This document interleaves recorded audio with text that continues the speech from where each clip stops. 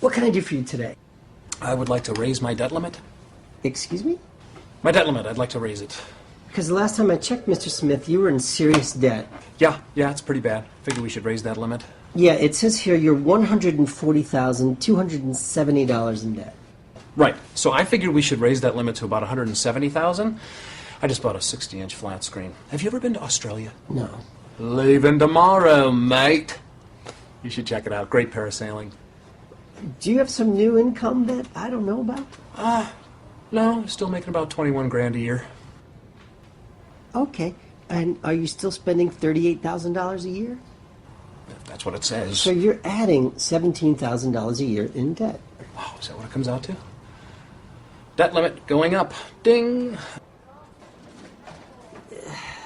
Have you made any cuts in your expenses? Oh, of course, yes. My wife and I cut $380 out of our annual budget. It's $380. Brutal. Huh. Okay, so you're adding $17,000 a year to your $140,000 in debt, and you cut $380. Well, you say it like that, it makes it not sound like a lot. You remind me what we are still fighting for. You inspire me. Okay. You do?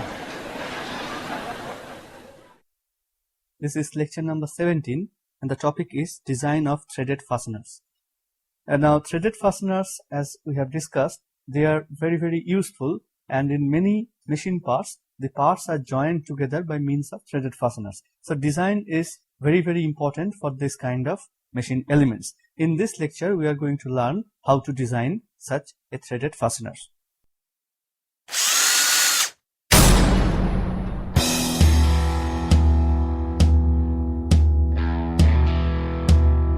It's time for Fully Threaded Radio.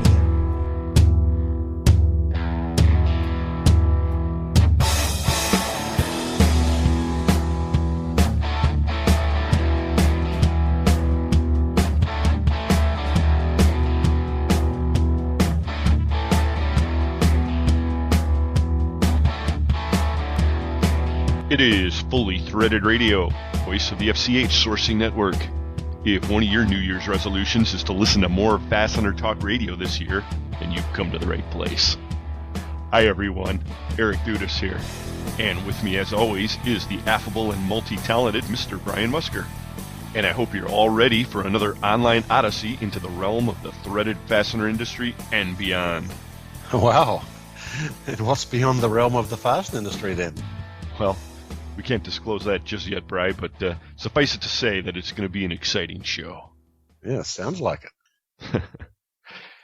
Hey, does it feel like the last year to you, Bri? You know, the whole 2012 thing, does it really feel like it's the end of time? Well, there are a lot of people who might like to think that last year was going to be the end of time, but no, I don't believe that stuff. So we're going to continue on, you figure, in your mind. Yeah. Well, of course, you know, there's one analysis that the Mayans only thought that maybe that was just the end of one of the periods of time and ready to start the next period of time. Did the Mayans have a wide range of threaded fasteners? I'm wondering.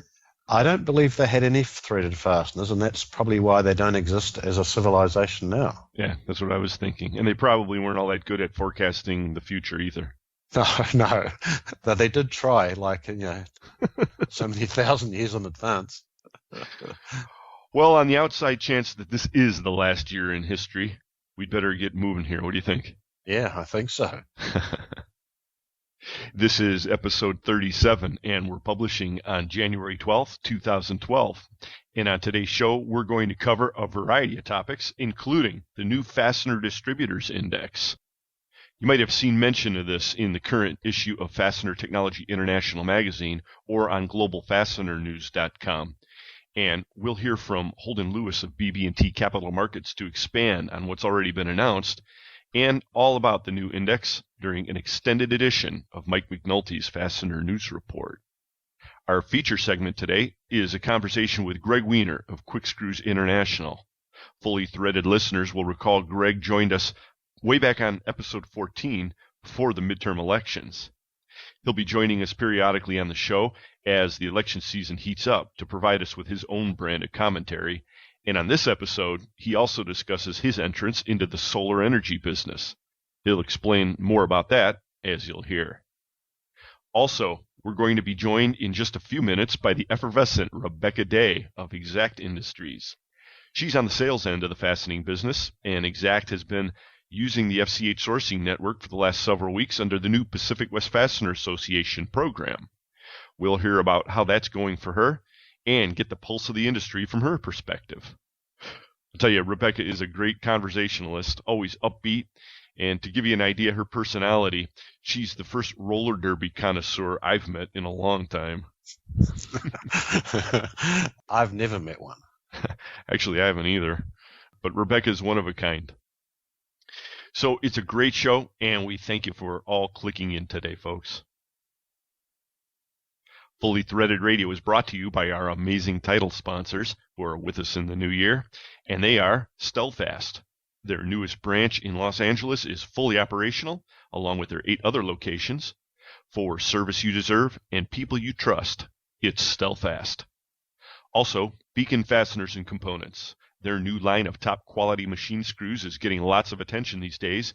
Call them for a test drive today. Beacon Fasteners. Nice threads. We say this all the time, everybody, but we really mean it. Thank you for listening into the show and for telling your friends and associates about us. We can see the number of listeners rising, and we can also tell the increase in the anonymous crank email, too. Please keep it coming. Right. We appreciate emails from real accounts, too, though. Oh, yeah. So get with us anytime, folks. And you can do that at the email address, ftr@fullythreaded.com. And we're also out on Facebook, and we post links from the show on Facebook, so you can follow up with us that way, and also on Twitter. And our handle is Fully Threaded. Hey, the other day I got an email with a good joke from Tom Hipp of RL English. He works over there with Marty Nolan. Nice guys. This one is sort of topical. It goes, I pointed to 2 old drunks sitting across the bar from us and told my friend, well, that's us in 10 years. He says back to me, that's a mirror, you dumbass. Right. I think we might get caught in that one. Yeah, sitting there on New Year's, you know. Right. Yes, the years go by, and we're right at the beginning of a new one. 2012. So, just to say it again, you're of the opinion that 2012 is not the gateway to the apocalypse. You think time is going to continue after this year, huh? Yeah, I sort of think, it's been cranking on year after year for the last 4.5 billion. It's probably going to go on another couple. It gets to be a habit after a while, you know? Right, yeah, after 1 billion or so. Well, the Mayans might have just run out of stones, and that's one theory. And I seem to recall running into the date 2012 in other reading, but I guess it all kind of is an offshoot of that Mayan date. And wouldn't it be funny if it was just one of those accidents like that? Yeah, a weird accident. Well, why don't we just proceed as though this is the last year for Fully Threaded and make this a great show and a great year of shows? What do you say? Yeah. But we could assume it might actually go on a bit longer. On the other hand, with the whole federal deficit thing. Right. No. Yeah, right. We talk about positive things. Well, speaking of the new year, I've noticed you haven't been tweeting too much this year so far, Bri. No, actually, one of my resolutions is that I was going to actually work out and get some help from you and JR to actually work out how to tweet properly, and so I actually start doing it right instead of the half-assed way I've been doing it so far. Yeah, well, JR's another one. He's been MIA for the whole year so far, and a lot of other people have been too. I've noticed that there's been a kind of a drop-off, at least in the fastener world.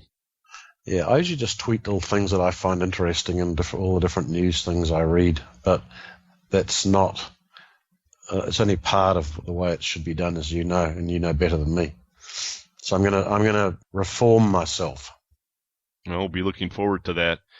Now, one group who is tweeting, last episode we heard some of the announcements from China Steel about pricing and production and so forth. Simi from Stelfast was commenting on that with us. I saw a tweet from Porteous earlier today, and they were tweeting their newsletter. And there's a blurb in that newsletter about China Steel, and it says, China Steel Corporation, Taiwan, is scheduled to close their oldest plant for maintenance and modernization from June through December. The plant produces wire rod for the manufacturing of half-diameter wire and larger. Production has increased, so factories can buy steel to fill the void anticipated for the latter part of 2012. Huh. I wonder if that's real or whether they are having a government-mandated shutdown. Well, I don't know. Did they do that on the Taiwan side? No, probably not, actually. I don't really know. Well, I guess we'll have to watch Twitter and find out. Right. Well, expect the prices to destabilize a bit then, I would guess. Well, you know me. I'm always prepared for that. But destabilize pricing? Nothing surprises me, man. Be it in coffee or cans of tuna. Well, that tidbit of industry insider information is brought to you via Twitter. And we'll be tweeting about the new Fastener Distributors Index as well. It's one of the themes of today's show. And we should probably set that up a little bit more for you right now, folks. Because earlier in the week, we sent out an email to several dozen distributors across the industry announcing that the new Fastener Distributors Index, and we're calling it FIDI, is about to launch. We've got some very positive feedback so far. I haven't really read all these to you, Bri, but they've been kind of dribbling in. The open survey period begins January 25th, and it's going to be basically a week long. And then the idea is that at the end of each month, we have an open survey period where the online surveys are available online. And then once all the data gets compiled, we'll be publishing it through Fastener Technology International magazine and also announcing it on Fully Threaded. Right. We should also indicate or point out that the compilation is really being done by BB&T Capital Markets. We admit freely we are not experts in this industry. We love to be, but we're not. But companies like BB&T and the big merchant banks are the ones who know how to set up these surveys so that they can produce an index that is a measurable, quantifiable quantity. So we look forward to the results of this coming out. So I really look forward to hearing from Holden. And he'll be on with Mike McNulty in a few minutes. One of the questions that I got from somebody replying to the email that was sent out had to do with the listing of the respondents. And the answer to that question is the respondents will not be identified. What I think is going to happen is that after the survey or the index gets some traction and we've got a little bit of a track record, I think Holden Lewis will be developing a demographic profile, if you will, so that people can understand how the index is actually generated, what does it represent.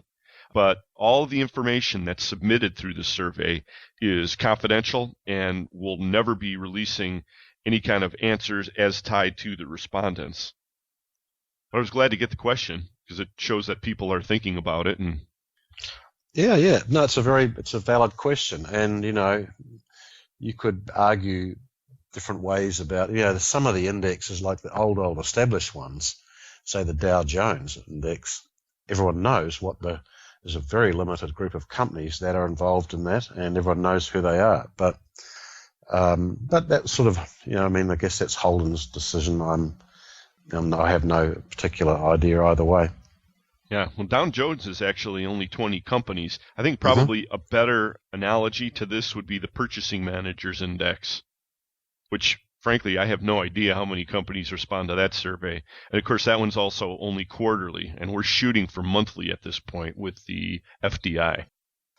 Yes, right. Well, we hope that the enthusiasm of the fastener industry will make that work, but it could be a quarterly thing as well, as long as the numbers are good. Right. Well, we're right at the beginning. We're at the beginning of a new year and the beginning of a new index, so let's see what happens. Yeah.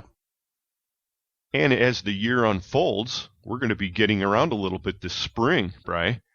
So we'll have a chance to talk to a lot of fully threaded listeners in person. Have you looked at the calendar yet, Bri, on this? Yeah, it looks a bit full to me, actually. I'm not sure if I can crawl out from under my rock that often.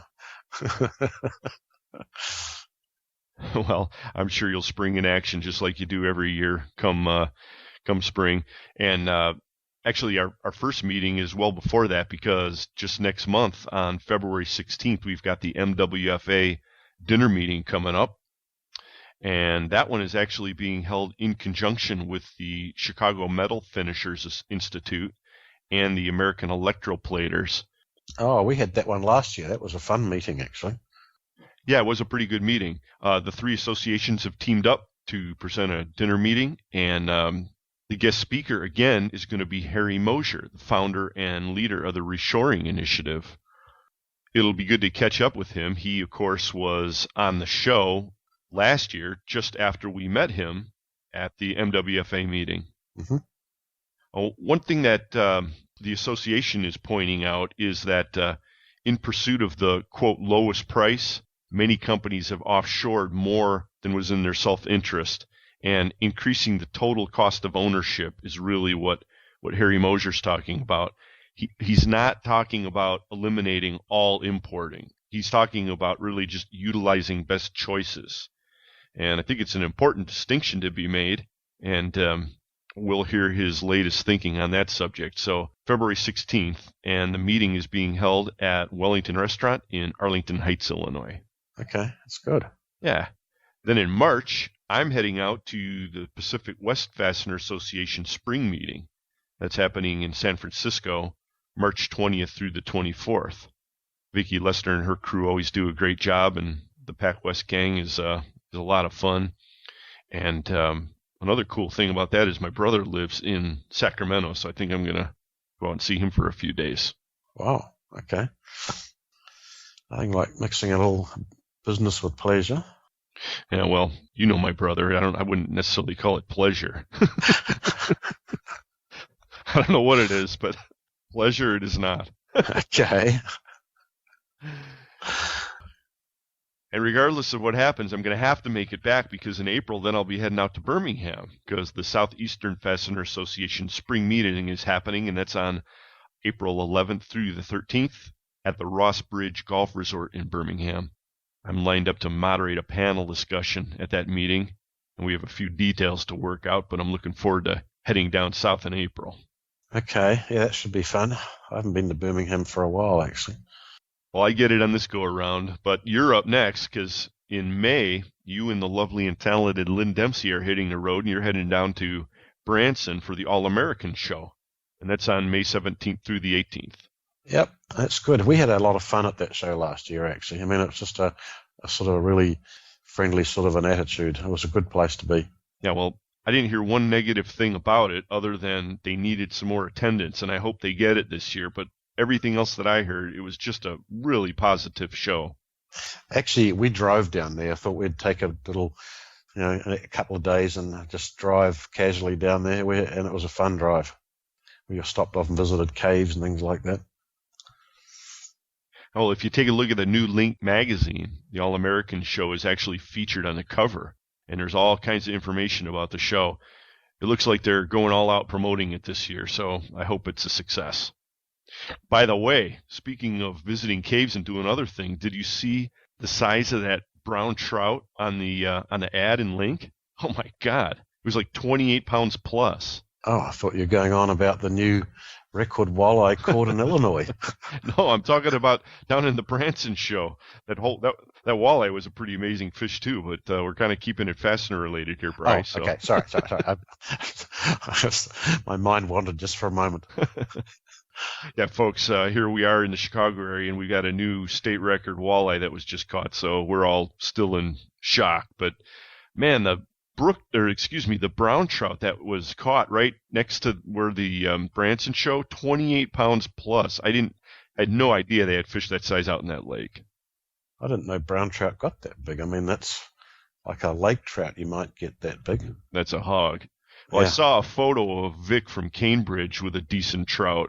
I forgot if it was a year before or last year, but, you know, I guess that was what he was out hunting for. So maybe you should drag the boat down there when you go.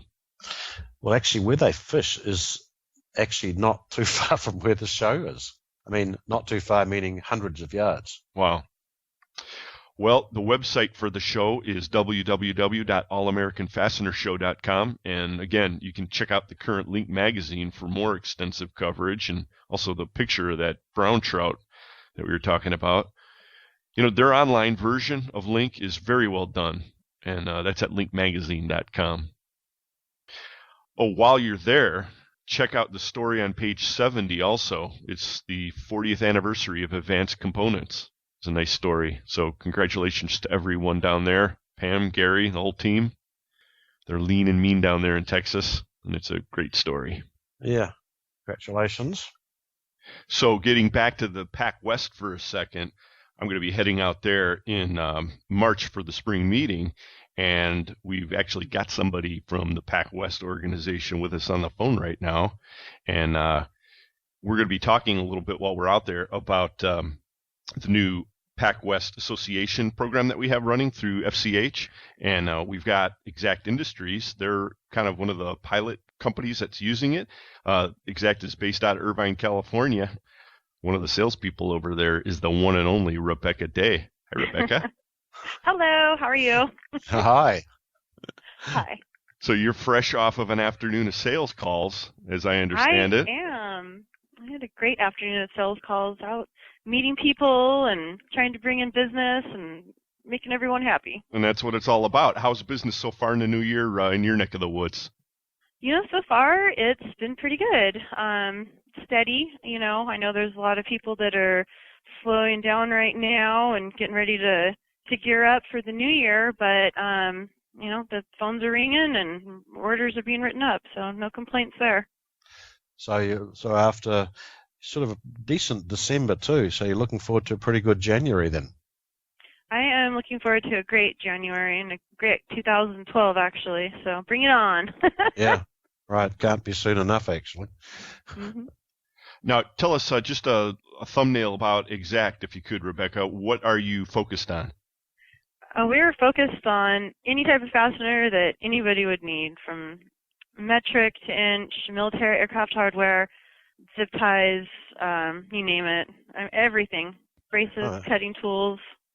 Our kind of company, our kind of gal. I swear to God, every time I call over to talk to you, it sounds like you're right in the middle or at the tail end of a joke. I mean, you've always kind of laughing about something. I'm sure you're pretty successful with that. Oh, you know, it's because whenever you call me, you make me smile. I get a little nervous. Like, is he recording me right now? No. Well, as far as I know, this is the first time. No, it's good to smile. I mean, I try to smile every time I speak to somebody on the phone. They can hear it and they can feel it, and they can also feel it when you're not smiling or when you're not in a good mood. So yeah, that's true, isn't it? Yep. Mhm. Well, I'll tell you one thing that's very interesting about you in general is your affinity for roller derby. And before we get too far, could you just tell me how do you kind of get into that whole genre? I mean, what's that all about? Oh my gosh, I kind of just fell into it. I used to watch roller derby as a kid on TV, and I loved it. And one weekend I was just looking for something to do, and I saw an ad for Do You Derby with the OC Roller Girls, and they were holding tryouts. So I figured, hey, you know what? I like to roller skate. I wouldn't mind knocking a few people down. I can try it. If I don't like it, I don't have to go back. Ended up playing a season, and then I actually refereed a season, and still with the OC Roller Girls. 5 years later, I just don't want to put my body through that anymore. Wow. Do you wear the pads and everything? I mean, is it obviously it's a full contact sport, so it's got to get kind of rough, I would imagine. Full gear, yeah. Honestly, it's amazing. It's crazy what the girls do, you know. And the difference with roller derby today and roller derby, you know, years back is it's actually really a sport, and we're not out there doing the WWF wrestling. This is legitimate, knocking girls down. There's nothing fake about it, and your butt is a powerful way to get people on the ground. So you are speaking to the arse of doom, to keep it clean, but Now, does it have any practical application in the world of fasteners? That's what I want to know. It actually does. What? You don't want to buy that from me? Get over here. You're going down. No. I was wondering something else also, Rebecca. You were mentioning to me sometime back about the Aircraft Hardware Sales Association bash, and I know you're a big fan of that. And, of course, it's a costume party. Have you ever gone in full roller derby regalia to that event? I have not, only because, there's a theme every year. However, the year that it was the pirate theme, and it was on the Queen Mary, I did take my roller skates with me and skated the entire boat, and I think at one point I probably had them on that night as well, so that was a few years back, but yeah, it's always fun. I've roller skated at the National Fastener Show in Vegas after a long day of walking the show. I recall going down Las Vegas Boulevard in those roller skates. So. Oh, I love it. Wow. Yeah. I don't recall seeing that, so we might have been in bed already trying to get ready for the next day, perhaps. No, yeah, well, that was a fun evening. We're always coming up with suggestions for the NIFS people to kind of spice things up. What do you think? Maybe they should do that bash that they have at the beginning of the conference, and they should turn it into a costume affair. I think that would be fun. I love any type of a costume affair. I usually have a costume birthday party every year, so why not have a costume National Fastener Show? That would be awesome. Great way to open the show. Or better yet, they could just turn it into a roller derby theme. They probably could get some sort of mini bout going on there. That would be fun, and, everybody would love it. It's awesome. It's fun. It's a lot of fun, so. Well, maybe Exact would sponsor a team, but I don't know who else would. Hey, I'll be the referee. I'll get in the box. Well, let's turn the page a little bit here. And as I mentioned, we've got Exact lined up, and you're actually a pilot company, and you're using the FCH Association program, we're calling it. It's kind of a special program that we've done for the Pacific West Fastener Association, as well as a couple others. Southeastern Fastener Association is currently coming on with it, too. And it's only been a couple of weeks, but what are your impressions so far? What's happening with that? So far I love it. I've actually already shipped an order, had some pretty good quotes, and, just with the inventory that we listed, but there's also everyone that's submitting inquiries for parts that they can't find. So you can pick and choose what you want to quote and who you can quote, and I've gotten positive response back. But, the amount of time that I've been on it to have already had an order and shipped some old inventory we had, it's just amazing. It makes me want to get all of my inventory up, and not just my old inventory. So, right. Well, that's very important. It's exactly what you should be doing. But that's the point of a trial, though, is to learn to see what stuff sort of people are interested in, and then you watch these queries come through, and you can say, oh, I actually have that stuff. So yeah, it's been awesome. I've daily I get at least a couple hits on inventory that I have, so I love it. Well, glad to hear that. Again, it's going to be March 20th through the 24th in San Francisco is the Pac West Spring Conference. I'll be out there, and we're going to do a session about that program. I guess there are going to be some other channels that we'll be using to get the word out, but we really appreciate you kind of taking that on as a pilot company. Appreciate that a lot, Rebecca. Yeah, I appreciate the opportunity. Honestly, I think it's great, and I definitely want to sign up when my trial is over. So I believe that it's proven itself to warrant that. So that's music to our ears. Yeah, that's good. Good. So, and then you can load up some more, okay, too. I would like to. Yeah. Okay, that's cool. Now, Now, we were talking earlier that we want to do a full segment, and I know you've got a compadre that we want to bring on for that, and I hope sometime this spring that we can have you back on and we can do something like that. Is that going to be okay, Rebecca? I think it would be awesome, and I believe that everyone will love my little Mia. So she's so much fun.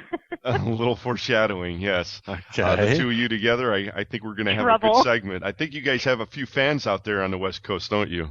We do, because we usually hit up any of the association events together, getting ready together, going together, harassing people together. Among other things. Among other things. We'll go unnamed. We'll look forward to that. I can't wait. Now, I always have a problem winding these segments down, and we're going to go into a commercial break right now. Rebecca, if this was your show, how would you do it? How would I do it? Well, I would say thank you for listening, and we'll be right back with more Fully Threaded Radio. Perfect. There you go.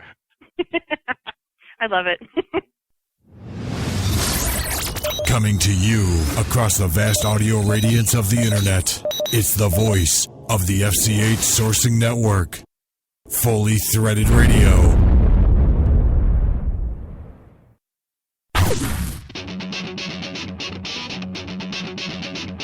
When top quality and outstanding service are at the top of your list in fastener suppliers, turn to Stellfast. Since 1976, Stellfast has grown to become an industry-leading importer and manufacturer of the highest quality industrial fasteners, specialty items, and automotive parts. Our array of facilities across North America and in Asia, along with full quality control labs and ISO 9001-2008 certifications, ensure the highest quality parts, and at Stellfast, they're delivered with undisputed service excellence. We're family-run and dedicated to your success. Our customers have come to depend on the expertise of our staff and the quality of our products.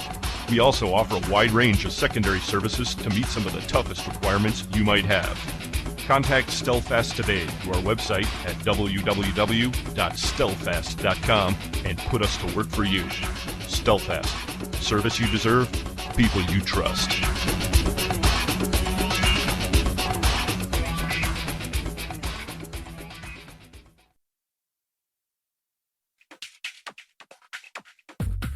Ladies and gentlemen, the 2012 Beacon Fasteners have arrived to redefine the notion of superior engineering. See one and behold the ultimate synthesis of form and function, style and substance. Hear one as the head turns with inexorable force. Touch one and feel the fire-forged steel standing in stark contrast to the sleek and graceful lines of the body. But to drive one, to drive a 2012 Beacon Fastener is to experience a harmony of power and performance that surpasses all expectations. At any speed, at any torque, each 2012 Beacon Fastener model offers a level of handling unparalleled in its class, a feat made possible by the knowledge acquired through rigorous and systematic test driving, conducted at our own industry-renowned proving grounds, nestled in the heartland of America. And with the 2012 model year, we proudly introduce the newest high-performance addition to our lineup, the Machine Screw Series. Call toll-free at 800-669-2658 for your own private consultation with a Beacon representative and learn a whole new definition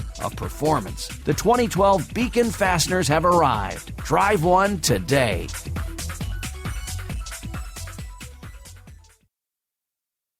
FastenersClearinghouse.com. Search and source from over 500,000 line items, or just a mouse click away and available at no charge. When the need arises, you won't find a better place to locate hard-to-find fastener inventory. It's where you need to be. This is Joe Truckee of Cal Fasteners, and Fasteners Clearinghouse works for us. This is Robert Wanzer, and Fasteners Clearinghouse works for American Imperial. This is Andy Pell from ScrewCrew.com, and FCH works for the fastener industry. Join the sourcing network now and show your inventory to a whole new market. Turn slow movers into cash. List up to 10,000 line items. Show them to distributors only or to the world. FastenersClearinghouse.com. It's where you need to be.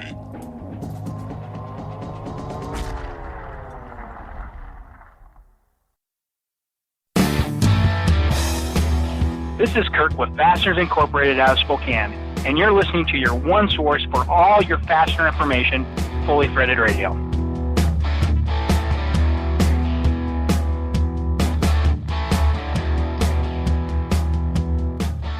Brian and Eric, back with you on the online Fastener Blowtorch.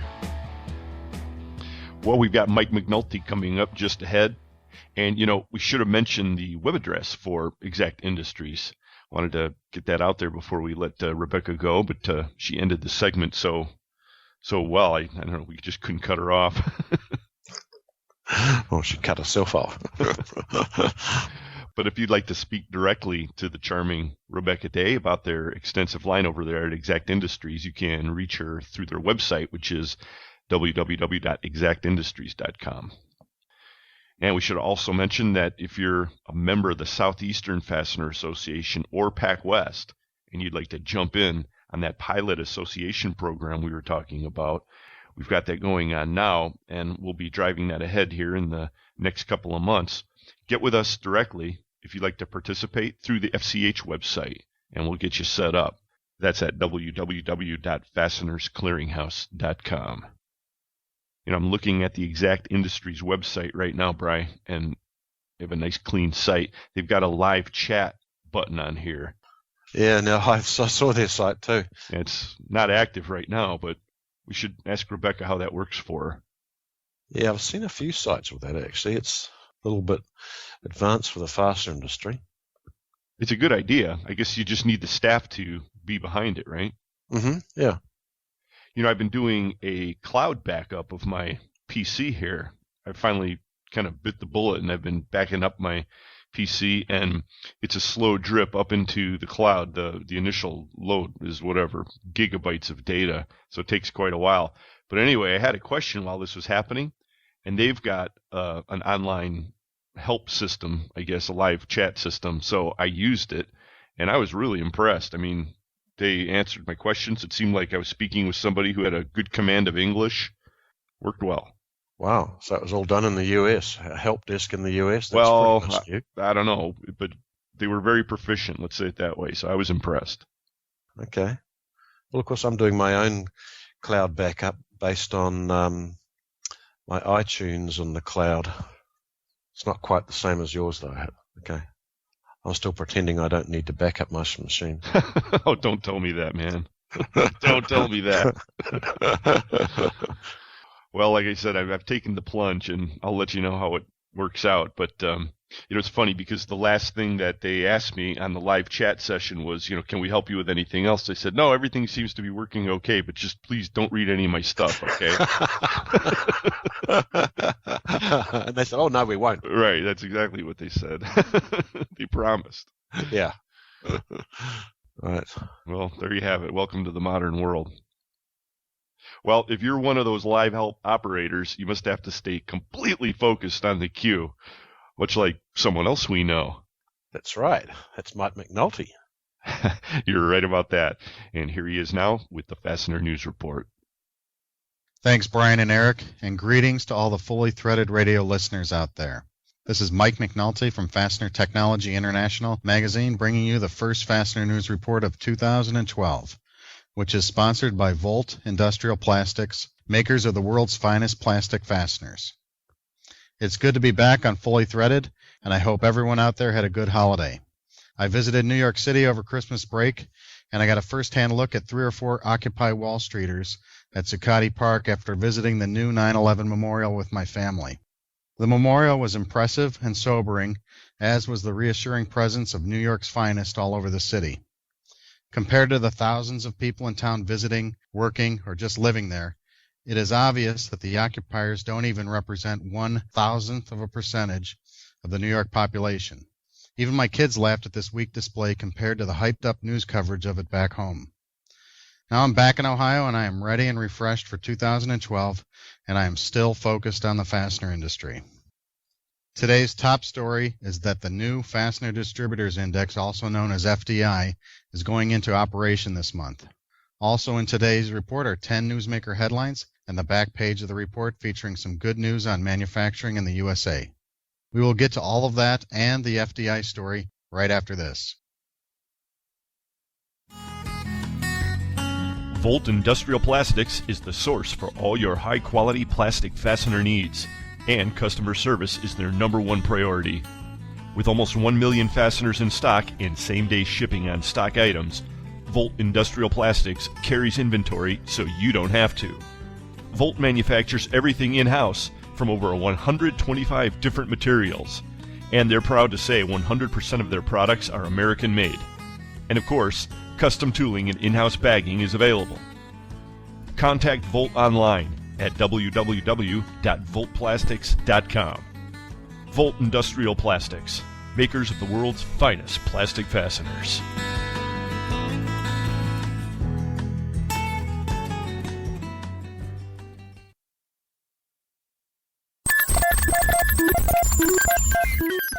Mike McNulty.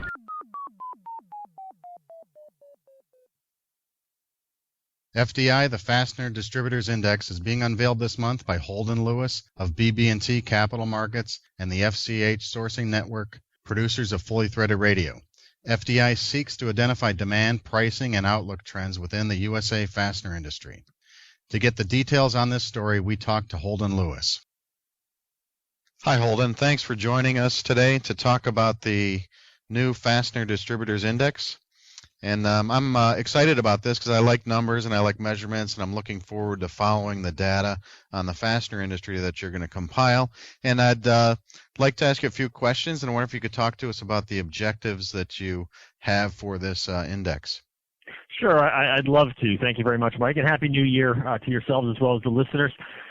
I'm pretty excited about this fastener survey as well, because obviously as a user of information myself, I sort of have looked at this as being something which has been somewhat lacking within the fastener industry, at least a good timely indicator to what's sort of going on. And you know, for those in your listener base, I think that this fastener survey will be valuable in two respects.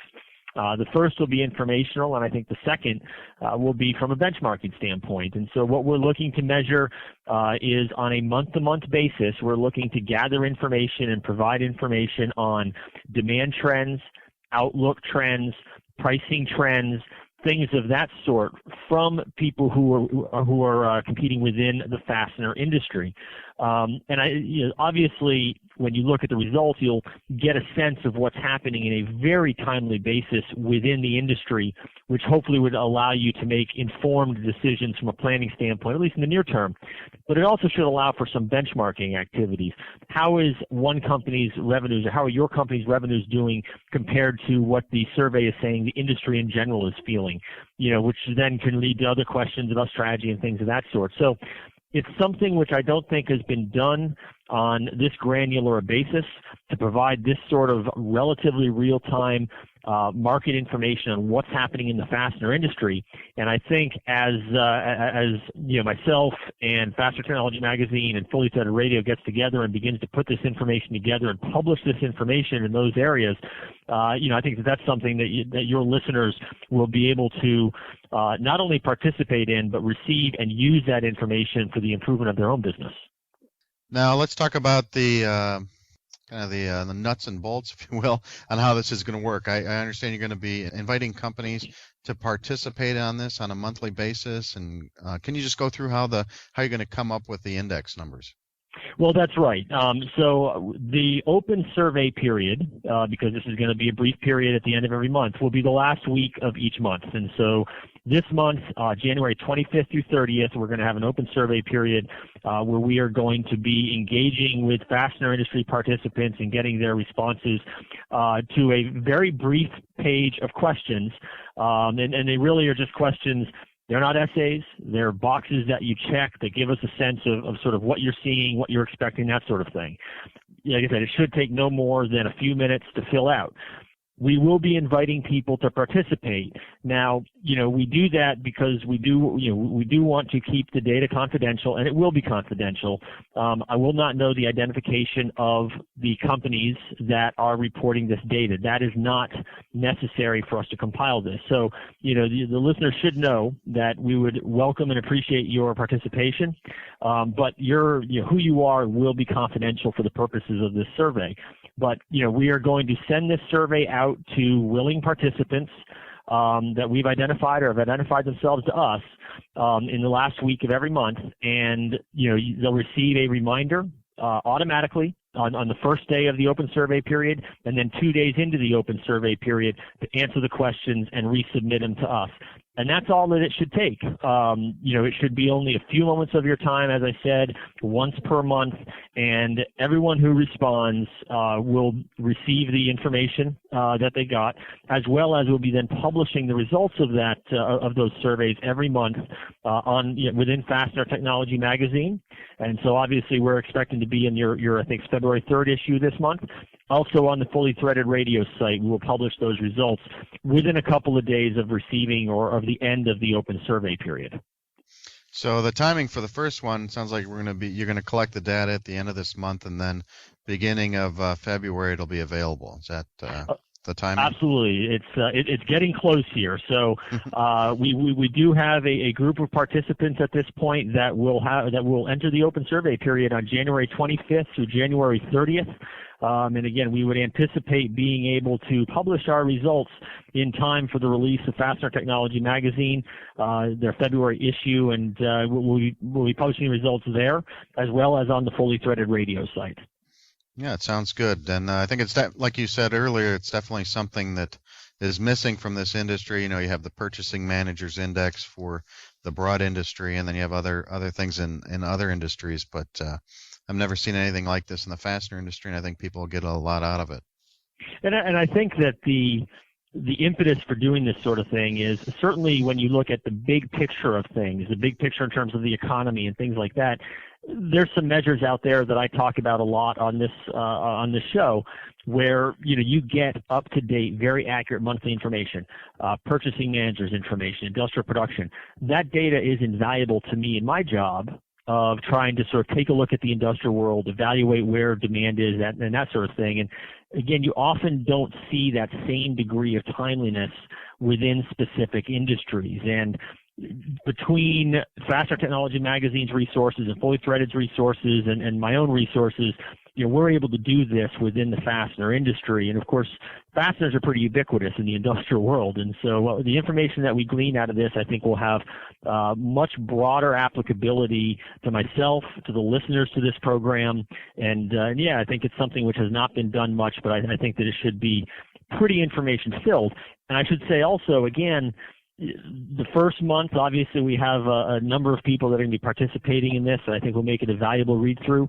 The value will only increase over time as we get more history and data into our databases, and as we get more people participating. So anybody who's listening, bear in mind that certainly reach out, and if you're willing to participate, we'll make sure you're on our list to receive. And again, you can do it confidentially. We don't need to know who you are when you submit that information. Yeah, that's a key. So nobody should be afraid of participating. So that sounds good. Now, while we have you here on the line, is there any you have any expectations or predictions for 2012 for the industry? I had a lot. I was a lot more confident in my predictions probably a few months ago. I'll admit to that. So far things are going fairly well. I'm standing with my stated prediction that 2011 was a very strong year in the industrial world, and my expectation is that it should cool significantly in 2012. And just to frame that, we're not expecting anything in the way of a 2008 scenario. I just think that is extraordinarily unlikely. What I'm really envisioning, and this will take some of your listeners back, but I'm really envisioning something more of like we saw back in the 1998, 1999 period when, the loss of export markets because of the Asian currency crisis really slowed down demand during that period for industrial businesses. My feeling is what's going on in Europe is basically, today's Asian crisis, and I think there's going to be ripples that go through. Europe may be a tough place to play, but the broader emerging market environment, which tends to support U.S. businesses, I think that's going to remain relatively healthy. And provided it does, I think you see a slowing in demand in 2012. It might even go towards flattish. But it should still be a relatively healthy environment. I would simply dispel the fear that you could have anything like 2008 happen again. That was a generational event. All that said, those are my expectations. I have to say, so far we haven't seen much. MSC Industrial, a distributor, they reported their earnings just yesterday. Earnings came in nicely. Guidance came in nicely. They indicated that confidence among their customers, if anything, has gotten better. You would be hard-pressed finding any data on the ground right now to suggest that business conditions have changed much from what was experienced in the latter half of last year. So things are looking maybe, slower growth or maybe flattening growth, but not anything in the negative area. Is that a fair statement? I think that's right. I mean, right now, based on the data that I see, I just don't see a scenario where you go into a deep recession.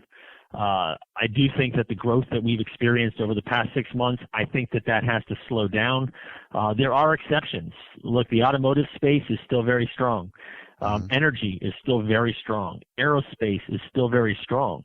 So I think that we're going to be in one of these, in sort of one of these areas where, there's parts of the globe that aren't doing well. That's Europe. That's going to have an adverse impact on certain industries globally.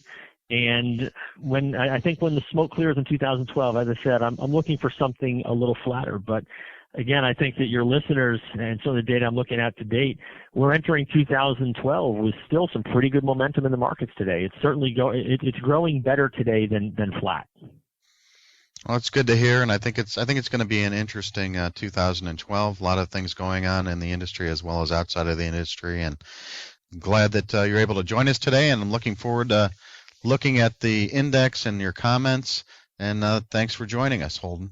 I appreciate you having me, and here's to a 2012 that's as successful as 2011 was. Great. We've been talking to Holden Lewis of BB&T Capital Markets. Next up, today's top 10 Fastener Newsmaker headlines. Number 10, Elgin Fastener Group in Versailles, Indiana, has announced Kim Haynes as its new Human Resources Director and Josh Egbert as the company's new Continuous Improvement Director. Number 9, near the end of 2011, Starborn Industries in Edison, New Jersey celebrated its 50th anniversary as a designer and supplier of deck screws and fasteners for the building industry. Number 8, Nucor Chairman and CEO Dan D'Amico was named to Industry Week magazine's Manufacturing Hall of Fame. Number 7, the Fastener Training Institute, in partnership with Industrial Fasteners Institute, is presenting Fastener Training Week Los Angeles starting February 27th and ending on March 3rd. Number 6, Fastener Technology Incorporated, a manufacturer and distributor of industrial fasteners and tools based in Akron, Ohio, is expanding with a move into a newly purchased building. Number 5, the first Fastener Fair Hanover trade show, which opens in Germany this April, has just passed the milestone of 300 exhibitors hailing from 28 countries. Number 4, Acumen's payroll at its Camcar plant near Rockford, Illinois, is up to 220 people as it exceeded forecasts for 2011 while planning for an even stronger 2012. Number 3, the European Union renewed tariffs as high as 27% on stainless steel screws and bolts from China and Taiwan for another 5 years.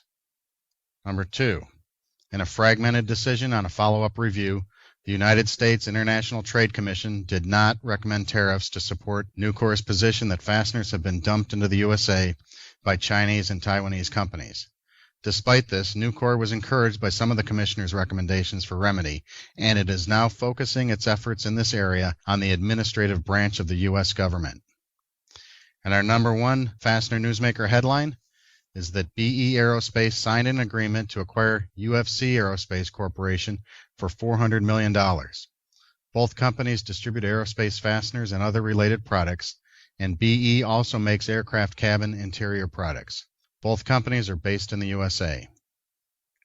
Finally, let's turn to the back page where I was originally thinking about talking about Barbara Walters' recent interview with the Obamas, where our president said that he thinks that there is a laziness in him, and where our First Lady said that she puts her own self highest on her priority list. But instead, I wanted to talk about something positive like manufacturing in the USA. So who says that we can't make stuff in the USA? Idiots, that's who. There are many indicators pointing to a continued and resilient rebound in American manufacturing. Forbes.com carried an article titled, "Heavy Metal is Back." It cites a huge upswing in domestic manufacturing while presenting Houston, Milwaukee, Seattle, San Antonio, and Virginia Beach as some of the top U.S. cities for making things. The upcoming NPE trade show in Orlando, Florida, for the plastics processing industries, is currently using the following attendee promotion: experience the return of the machines. In a recent survey of manufacturing executives, 85% of the respondents envisioned some operations moving back to the USA for various reasons, including costs, political issues, QC concerns, and an overseas skills shortage. If we can get a government rollback on regulations and taxes in 2012, watch out, because manufacturing creates and uses lots of fasteners. This has been Mike McNulty of Fastener Technology International, bringing you the Fastener News Report. We are working on the February 2012 issue, so remember to send me your news, pictures, comments, corrections, or complaints to me by email at mcnulty@fastenertech.com.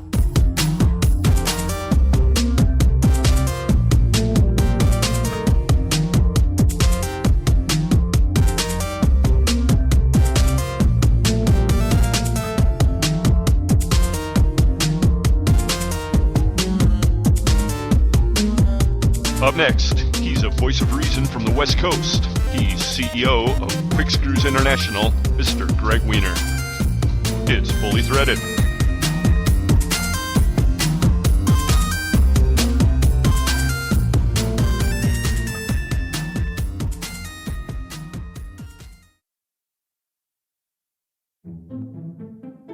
It's a screwy world out there, what with outsourcing, celebrity apprentices, crop circles, Biebers, Gagas, those shorts that are almost pants, and mimes. But when you think about it, saying the world is screwy is just unfair to screws, which ironically are what hold the whole world together. And the finest screws out there are supplied by Beacon Fasteners and Components. We can say that because our products are laboratory tested. Twice. Beacon Fasteners and Components also has the largest inventory in the industry, including thread forming, thread cutting, high-low tapping, SEMS, sheet metal, and our new machine screws. And they're all available RoHS compliant. Give Beacon a call today and one of our knowledgeable sales staff will guide you through the ordering process. Then we'll track your shipment, which is one less screwy little detail for you to worry about. Visit us at beaconfasteners.com. It's a screwy world, but Beacon is on top of it.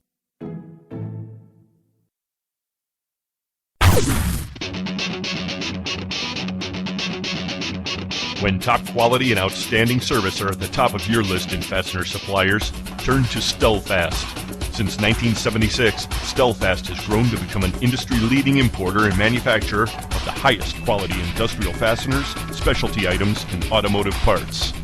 Our array of facilities across North America and in Asia, along with full quality control labs and ISO 9001-2008 certifications, ensure the highest quality parts, and at Stelfast, they're delivered with undisputed service excellence. We're family-run and dedicated to your success. Our customers have come to depend on the expertise of our staff and the quality of our products.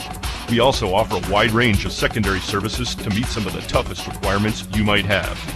Contact Stelfast today through our website at www.stelfast.com and put us to work for you.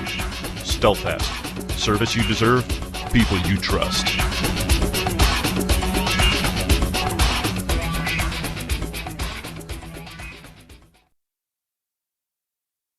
Most of you know I'm Brazilian, and I've been talking a lot with my friends and family there about after Brazil won the benefit to have the Olympic Games in 2016. And I think this is an appropriate story here to tell about the Chinese low prices and Brazilian people, how do they do business around the world. And so they have this big complex to be built, and they have the three final competitors getting to the meeting the government committee to approve who is going to build this $1 billion, this huge complex for the Olympic Games. And so the first one to present the quote was the Chinese. And the Chinese said, well, our price is $3 billion. And they said, wow, $3 billion, can you explain that? Give us a breakdown. I said, sure. It's $1 billion for raw material, $1 billion for labor, and $1 billion profit. I said, good. So they said, well, we want somebody from a different country, and so they choose an American. An American came with $6 billion to build the same project. And I said, can you explain that? I said, sure. It's $2 billion of raw material, $2 billion of labor, and $2 billion profit. I said, well, okay.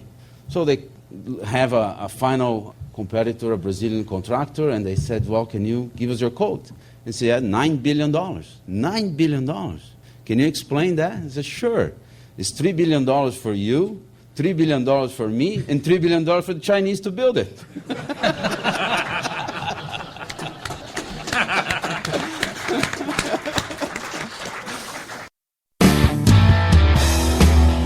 Hi, my name is Mary Ann.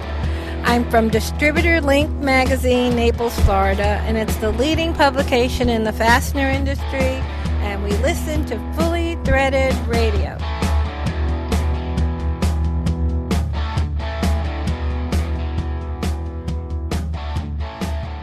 You might have your mind firmly in the world of industrial fasteners, and most fully threaded listeners surely do. But even the hardcore fastener geeks among us knows the political season is upon us. Greg Wieners, the owner and president of Quick Screws International. They're based in Livermore, California. For those of you not all that familiar with Livermore, it's in the Gilroy area. Isn't that right, Greg? San Francisco area would be more appropriate. Yeah, that probably would be a little bit more understandable to most folks. Right, because who the hell knows where Gilroy is? Thanks for joining us, Greg. Went from one obscure place to another. Well, it's good to have you back. We've had you with us a couple of times in the past, and it's been too long.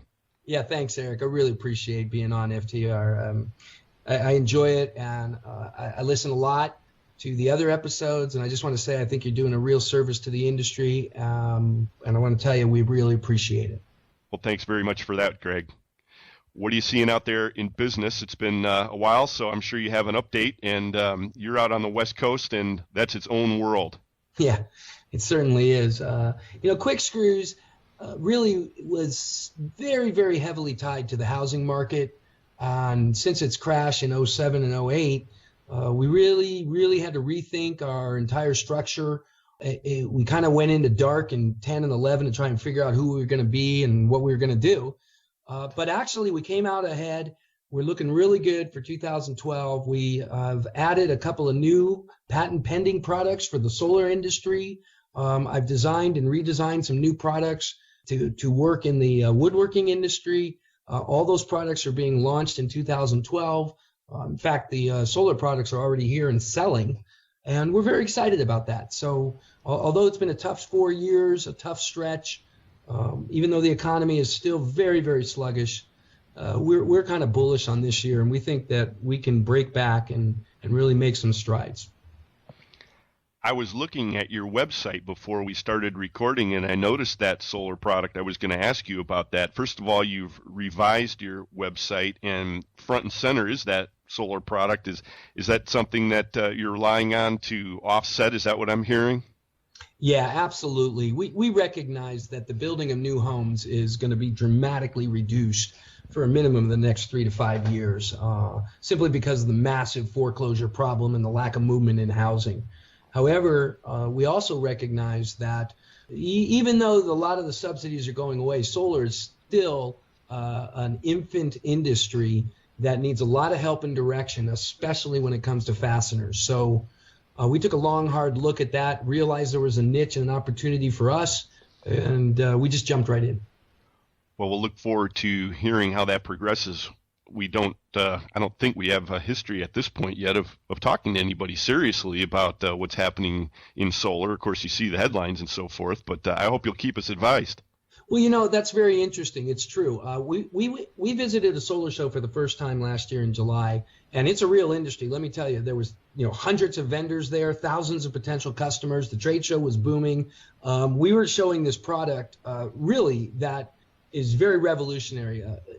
In a nutshell, what it is There's plenty of guys out there selling solar panels, solar racks, solar systems, solar converters, but nobody wants to take on the responsibility of how do we attach to the actual house, because everybody's afraid of penetrating a roof.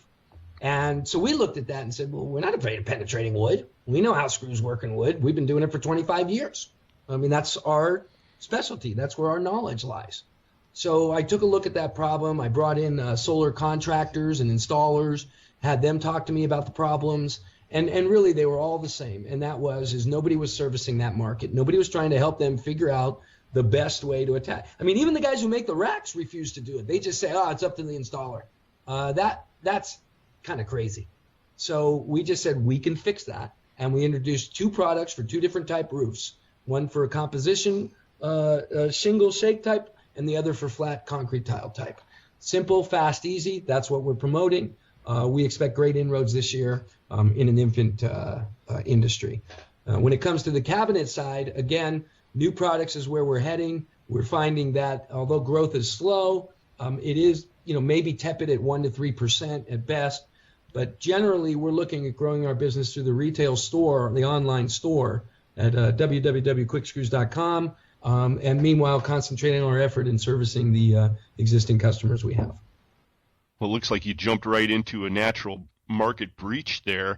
And last time we were talking, of course, we were wondering what was going to happen with the political landscape in California. Now that we know, I know a lot of really scary things are coming down the pike. However, given solar and the disposition of the government out there, are you getting any benefits that are helping you along in this new business? I'm one of those crazy guys that wants to kind of do it without the government's assistance, so I'm not going to request those. I believe that my product doesn't require subsidies. It actually reduces the cost of an installation of a solar. It's going to help bring down the price. And maybe if me and other guys like me continue to invent stuff and think creatively, we can just naturally bring down the price, which is the way the capital markets and the free market system's supposed to work. And we don't need government help or intervention. I definitely will not take it. Right on. Greg John Galt Wiener on the line with us right now, folks. Yeah. It's interesting because some of the problems we have are a relationship also to what we're hearing today. And I find it remarkable. In the past 25 years as an importer, I've been to Taiwan over 20 times and I've been to China over 15 times. And I have to chuckle a little bit about this great worry of China overtaking the United States in GDP and all these things the politicians seem to be worried about. I'm sorry. I mean, let's get some basic facts in about China, right? Number one fact, there's still about 40 million people who live in caves in China. There's extreme poverty, all right? The average Chinese individual makes about $56 a year, okay? A good Chinese worker makes about $127 a year. Now, true, the government pays a lot of everything else. That's what a communist government does. But let's not make any bones about it. China is not equal to the U.S. It's not going to be equal to the U.S. And the fact that politicians in America are envying the Chinese, it's just unbelievable to me. Yeah, I know. It's unbelievable. It's just go to China and you can see for yourself. There's about 10 areas that look like America. And then the rest of the country looks like no place anybody wants to live. Yeah, you hear these comparisons a lot of times and you just wonder, I mean, do they have any idea what they're talking about, especially if you stumble into some of the commentary coming out of the New York Times, etc. It's just unbelievable to me. I just can't imagine that there are people out there who really actually believe the Chinese are going to surpass America in what they do. That's just impossible. The Chinese are so abusive of their own people. I mean, the human rights stand is horrible. It's just horrible. And so people that say that China has the answer, I don't know what they have the answer to, but it ain't what we want. That's for sure. I don't know about you, Eric, but I get a little bit tired of the rhetoric.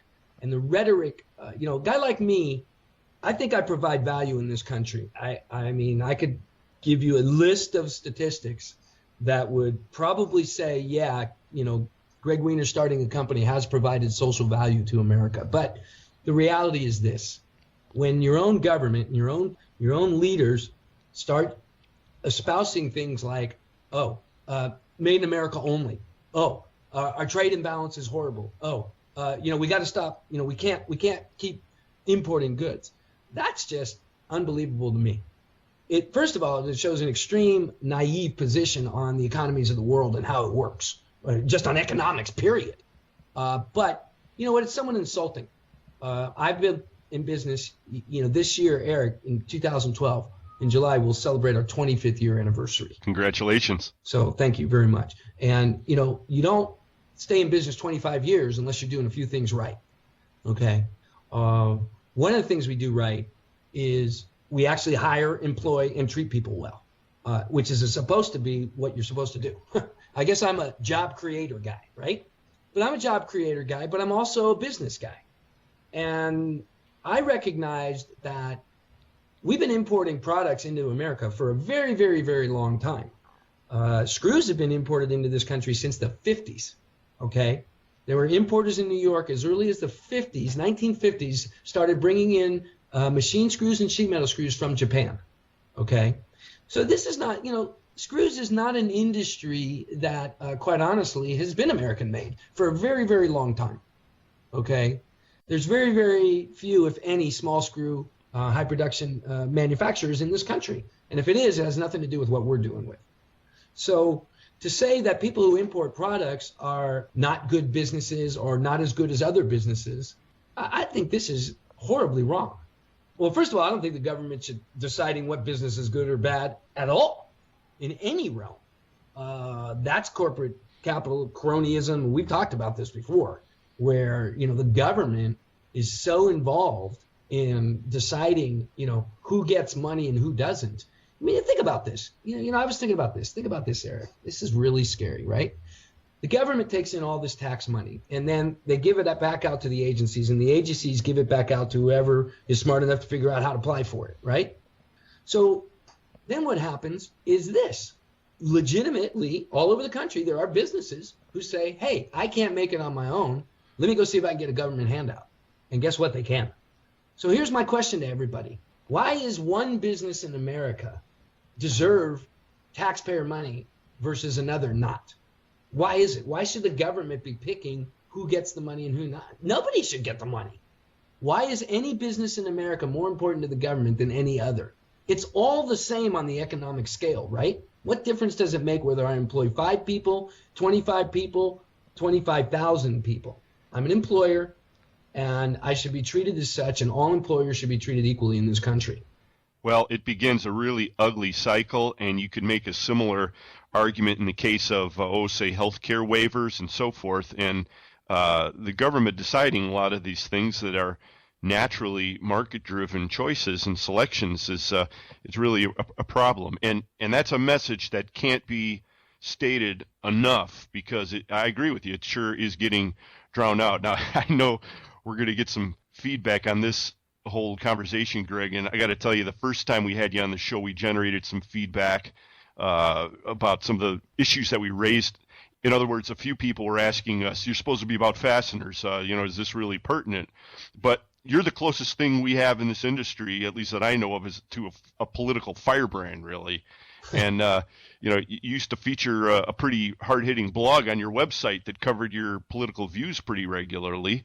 And, let me ask you this. Is our political future a fastener-related subject in your mind?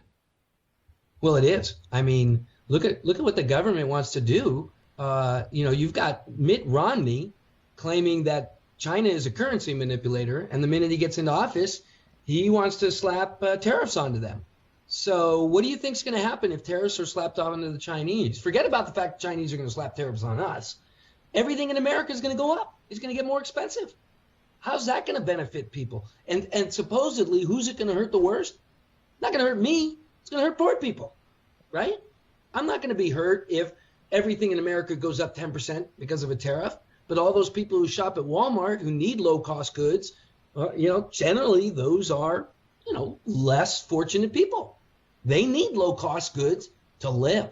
So, if you start, not paying attention to the political world in any business whatsoever, I'm sorry, but you're going to pay the price for your silence. And I can't be silent anymore. I have to say, look, I'll come out and say up front that I have a bias against the federal government. Okay, that's well known. You know, I am biased, and if you read anything I've written, you can see I have a very negative bias against them. But that's only because of years of them proving to me I should be biased against them. So I think it's totally relevant to discuss politics and the relationship. You know, I actually tell people it's part of my job to understand what's going on. I was trying to figure out what the tax exposure was going to be next year, you know, based on the implementation of the health law and the finance and the I can't figure it out. It's impossible. So I can't figure out what the government's doing. I don't know what my actual labor costs are going to be. So maybe I can't really hire until I figure that part out. Maybe the government's impacting my ability to make decisions because they won't make more than a 2-month decisions on a payroll tax, which is ridiculous. Right. So that answers the question about whether or not politics is fastener related. I got to agree with you. Do you think this election cycle that is upon us right now is really pivotal? Or do you feel like lots of everyday people that come what may, the country's just going to keep stumbling along and in the end we'll be all right? I don't think so. I think this is the most pivotal election for many, many, many years, okay? The way I look at it is this. You know, for the past 70 years, we have taken on many, many new government regulations, government laws, government intervention into the free market economy. And I believe that after 70 years of what I might call malinvestment type legislation, which basically says the government will decide where to put money as opposed to the free market, has created an environment where this is it. 2012 is break it. We have to we're going to finally decide. I believe this election will make a statement about what does America want. You want big government? You want the Obama model that says government is the solution? Just keep giving us the money and eventually we'll figure it out. Eventually we'll get it right. I don't happen to think that's it. Or is limited government, responsible government? Look, there is a government role for government. You know, security comes to mind. Of course, the number one role of the government is to secure this nation. So nobody on the right is ever saying no government. No matter how many times you hear that from the left, nobody on the right, not me, not anybody, is saying we better off with no government. That is a straw man argument. That's baloney. You hear this all the time. Oh, well, the Republicans want you to die. The Republicans don't want regulations. No, we want reasonable regulations. We want regulations that make sense, that are fair. You mentioned the healthcare waiver. I just read this morning that if you wanted to look at those who got the waiver versus those who didn't, it was absolutely scary. Somewhere in the realm of, you know, over 800,000 employees were able to take benefit of the Obama waiver, and those employees were all related to unions. Of course. You know, and so they got the waiver. There was somewhere around 100,000 employees of non-union, non-donors to the Obama campaign who did not get the waiver. So the point is, though, we can't live in a government where some people get and some people don't. That's not the rule of law. That's not what America is. So this is an important election. I think for me, it's probably the most important election I'll ever vote in. Well, I have to agree with you, Greg.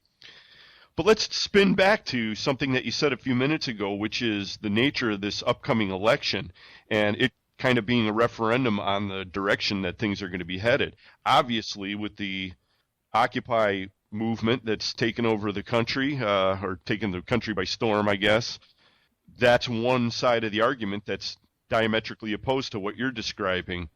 Actually, they're not. I mean, you know, Occupy basically has the same complaint as Tea Party. They just are complaining to different people about different people. Okay. So what do I mean by that? You know, skipping this 99.1% thing, which is totally bogus. It's a total bogus claim. Let's talk about what their actual real claim was. The real claim started out that nobody paid the penalty for the crimes that took place, according to them, on Wall Street. All right. So that's fine. That's legit. Who went to jail? Nobody yet. On the other hand, It's the Obama Justice Department who's responsible for prosecuting those guys. If you have a problem with the fact there's no prosecutions, don't go blame Wall Street, go blame the Justice Department. See, the problem is this. You look at these occupiers, it cracks me up. In the first month they occupied, they were protesting corporations. Now, how were they gathering people together? Oh, I don't know. Weren't they using BlackBerries and texting and all those methodologies that were created by corporations? Right? Well, there's no shortage of irony in the whole thing. I agree. I think there's no shortage of hypocrisy. The greatest hypocrisy that occurred in them happened in week 5, I believe, when they were able to get $10,000 together in donations, and they opened a bank account of all places at Wells Fargo. Wells Fargo, who took TARP money. So I don't get these type of people, whatever. Besides which, if you really look at the news, they're not there anymore. The news are scrambling to keep them on because they're totally irrelevant, because they are what they are, and that is they're a very, very, very slim, unorganized or disorganized minority that basically is full of anarchists and homeless people. So I don't think their cause is going anywhere, and that's why you don't see any of the politicians at all backing them at all, because they realized once the violence came out that was a losing cause. Well, I understand what you're saying, but the reality of it is that the message is being embraced by the media and by a lot of Democrat operatives and Democrat politicians, and they're embracing it and doing so in an attempt to move things in the direction of bigger government and as a justification for bigger government. There's no doubt. There's no doubt. And, those who want the bigger government, let me step back a second here, because this is an interesting problem we have. Here's what I'm going to say to everybody who ever listens to this show, and that is be really careful about where, what, when, and how you get your information, because more and more today, journalists aren't really journalists. They're cheerleaders, or they're picking a side and they're proposing that side. One of the things I do is I regularly read the other side. Okay, I need to know what the other side is saying from the other side's perspective. I don't want to know what the left is saying from Fox News perspective. I want to know what the left is saying from MSNBC's perspective. So I would suggest anybody, if they really want to become educated in anything, but especially in politics, you got to go and seek out information relentlessly to dig out and get through the mush, because it's one of the biggest problems we have is now totally misleading information. It's just common. That's great advice. So let's get on it. I think you're right. I think there is a discussion to be had about bigger government versus smaller government. And the discussion that I think is going to take place is that the bigger government argument says that only government can step in and spend when consumers aren't spending. It's not exactly true. I think if you really look at what's happening today is we spent the last 2 years demonizing business, demonizing success, demonizing quality and effort. And now we're realizing the results of what happens when you do that. Okay. So what are the results of that? Businesses say, okay, we see what you're doing. You won't stop spending. You're not dealing with the problem. We know what debt means. Of all of the guys who understand what's going on, business people are the most likely to understand what it means to continue to drive up debt and not deal with the problem. We know interest rates have to go up. We know they are being artificially held down. So when that happens, we know that the piper is going to have to be paid in the way of inflation, which means higher costs, higher prices, or higher taxes. It has to be. So we're sitting here. We know the other shoe's going to drop. It's inevitable. You're at $15.5 trillion in debt. You're going to 16 next month. President's going to ask for another $1 trillion increase. He'll get it. So we know. So we're saying, look, this is not doable. Our costs will have to rise when they get to their common sense. So we're going to wait it out. We're going to sit on this cash, and we're going to wait it out till they make a decision and we can understand our risk-reward model again. Because that's the thing that's happening. In 2010 and 11, none of us businessmen could understand the risk-reward model because we don't know what the risks are. We don't know what the taxes are. We don't know what the regulations are. We don't know the cost of the regulations. And it's just gotten to the point where it's impossible to figure out. Right. Well, we're all hoping for an end to some of the uncertainty, and who knows, maybe that'll come after November. Let me ask you this as just kind of a lightning round style question, Greg. if you had to guess, how would you say the euro situation is going to unfold? I'm very skeptical they can make it. They're struggling and struggling. A lot of people look back now and realize that the euro was a pipe dream and that this was inevitable. I don't know enough about it. I can tell you this. The theory of it doesn't work. Just ask Germany. Right. Well, just look at the result. Yeah, exactly. Well, as you know, that's one of the linchpins of the global economy right now, and everybody's keeping their eye on it. So we've got a couple more months to watch what happens there.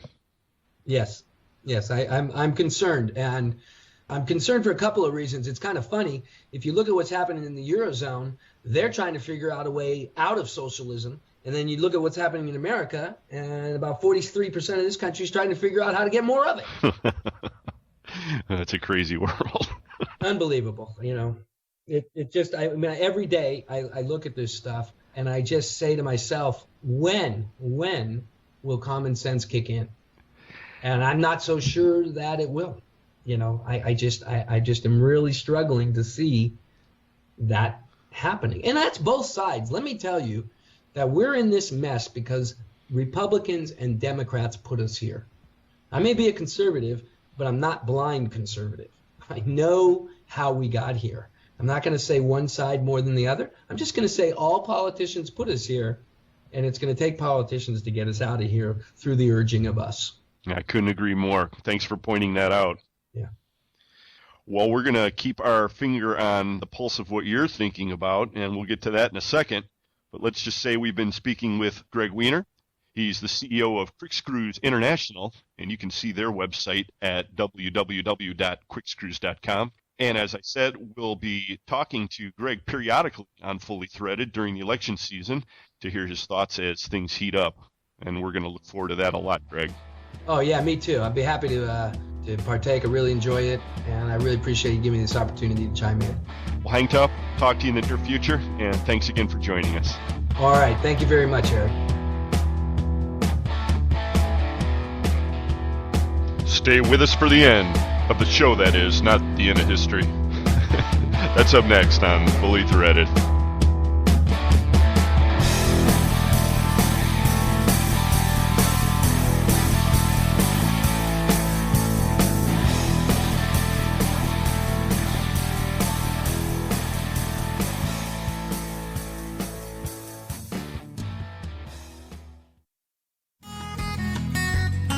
Volt Industrial Plastics is the source for all your high-quality plastic fastener needs, and customer service is their #1 priority. With almost 1 million fasteners in stock and same-day shipping on stock items, Volt Industrial Plastics carries inventory so you don't have to.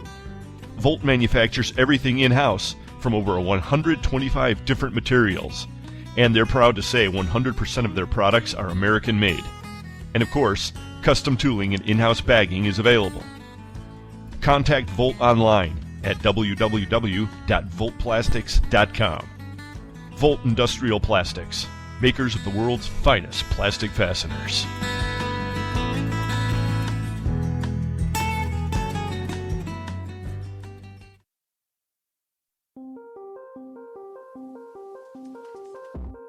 This is Sue Rice with the FCH team. It's my job to make sure that as an FCH member, you receive the highest possible benefit from your participation in the network.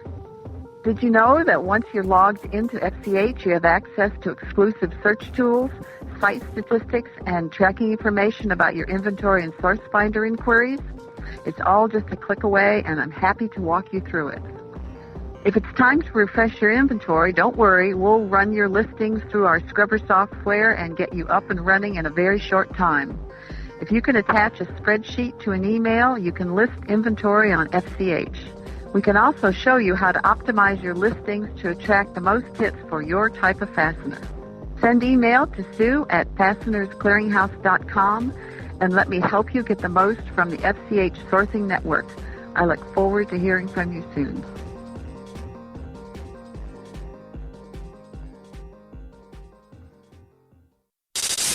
Brian and Eric, your online Fastener Talk Radio brothers in thread. Fully Threaded Radio.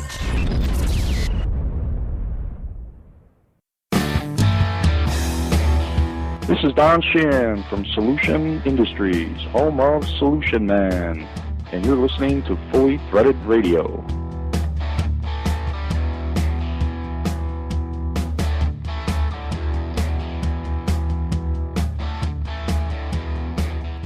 Brian and Eric, a two-man super PAC for the fastener industry, back with you.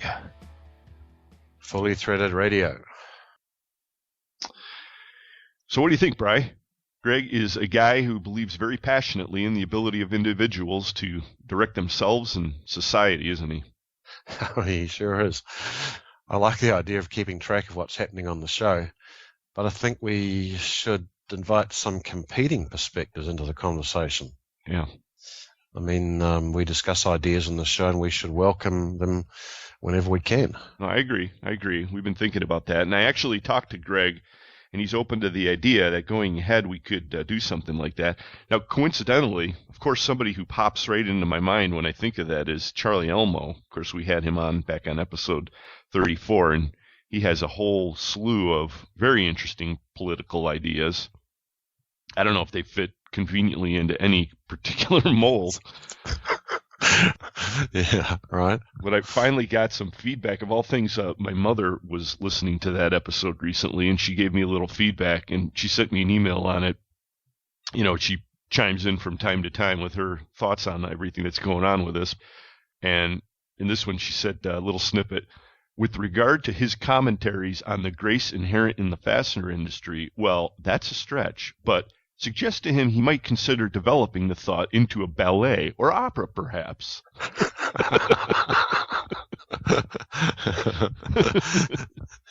Now, we should note your mother's not a complete stranger to the fastener industry. She has been to a couple of the NIF West shows. Yeah, that's right. She was our photographer there one year, and man, she made some great contacts for us. So she, right. You never know where she'll turn up. But I think Charlie will appreciate that idea, and we'll have to see. I'll get with him, and we'll run it by. You never know. Maybe we're in the process of developing a new political commentator team. You know, much like they have on some of the famous shows. So funny how these things germinate. Yeah. Well, let's thank our guests, and they were today Mr. Greg Weiner of Quick Screws International and Rebecca Day of Exact Industries, also Holden Lewis of BB&T Capital Markets, and of course, Mr. Mike McNulty of Fastener Technology International Magazine. Thanks also to our title sponsors for today's show. They were Beacon Fasteners and Components and Stelfast. We also appreciate the support of Volt Industrial Plastics, sponsors of the Fastener News Report, along with Fastener Technology International. Of course, we would not have a show without you folks, the online Fastener Talk Radio community, and we thank you for listening, for your feedback, your support, and also for spreading the word about the show. Really do appreciate that. Yes, thanks everybody. Thanks for your support, and thanks for listening, and thanks for tuning in for another year of Fully Threaded. And we hope you'll get with us anytime, and you can do so at the email address ftr@fullythreaded.com. Get with us through Twitter under the handle Fully Threaded.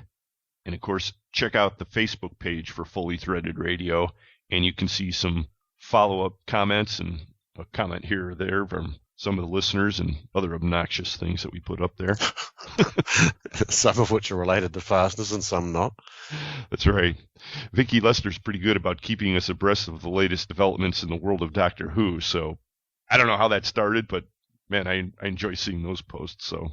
Right.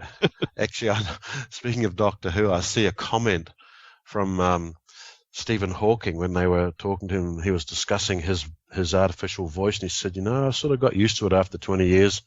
He said, at least it doesn't sound quite like a Dalek. I didn't see that. So he's a fan. Yeah. Well, we look forward to hearing from you folks using any of those channels. And you're not going to want to miss episode 38. We're going to be joined by one of the true heavyweights of the industry. He's a guy who was involved in the top story of 2011 in a very big way, and who has not gone on record yet with too much about that. And I'm speaking of longtime Heads and Threads president, Mr. Mike Wren. He'll be with us next time to reflect and also to talk about his current position with Brighton Best International. So don't miss it. FTR 38 with Mike Wren. Well, as we wind up this episode, we have a lot to think about for the new year going forward, Bri. And I think we're pretty much in agreement that 2012 is not going to be the end of history, right? So, yeah, like, you know, some people were saying the Mayans were saying. Right. I did have a slight occurrence of that, though, when I tried to start up my Newton, and it turned out that, unfortunately, since it was programmed in 1997, it didn't know how to get past 2010. Well, they were talking about the future, not the Stone Age, Bri. Hey. You're such an Applehead. I know. Well, I just toggled over to fastenerblog.net, and I see that Traveling Salesman posted about the new Fastener Distributors Index, FIDI. And in that post, he says he's seeing a continuation of strong business in his area. And earlier in the show today, Rebecca Day likes what she's seeing in her business, and Greg Wiener too. You know, despite the setback in his focus area, housing, he's boldly venturing out like any good businessman should. And it looks like he's found a place to serve the market, and it's going to bring value and make him some money in the process. So that's good. I mean, that's what the point of it is. All positive stuff that doesn't look too apocalyptic, right? No. Yeah, I mean, it seems like from just the activity that I see flowing through FCH at the moment, it looks like a pretty decent start for the year, actually. Yeah, you know, that's a great point. And the network is cranking. I mean, yeah. As we're recording this, I'm seeing source finders just come flying through. Rebecca's probably having a great time today. Yeah, there are a few coming through at the moment. And so what if a lot of them are from defense contractors, you know? Yeah, right. Our members like those. And I guess in fairness, you do have to acknowledge the looming darker clouds gathering. I mean, those are always out there too. So offsetting all of the positive news, we've got the looming sword of Damocles threatening to impose, you know, command economy on us. And the specter nuclear arms race, you know, there's always that in the Middle East. Then there's the looming black hole of debt in the Eurozone. Guess we have to include that in the list, right?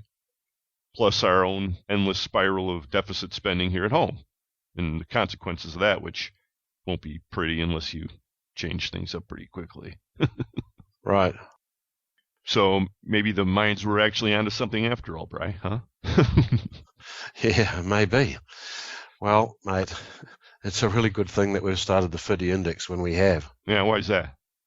Well, because since this is the last year in history, it'll look pretty interesting 25, 50 years from now.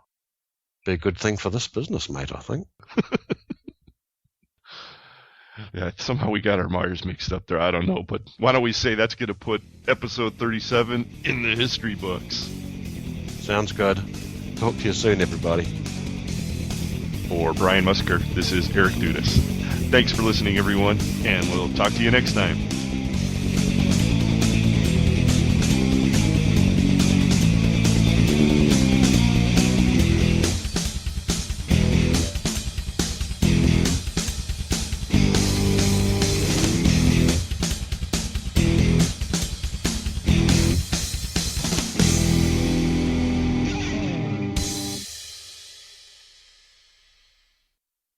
Fully Threaded Radio is a production of Fasteners Clearinghouse. Music provided by Audionautics. I can't think of anything else to say at the moment, okay?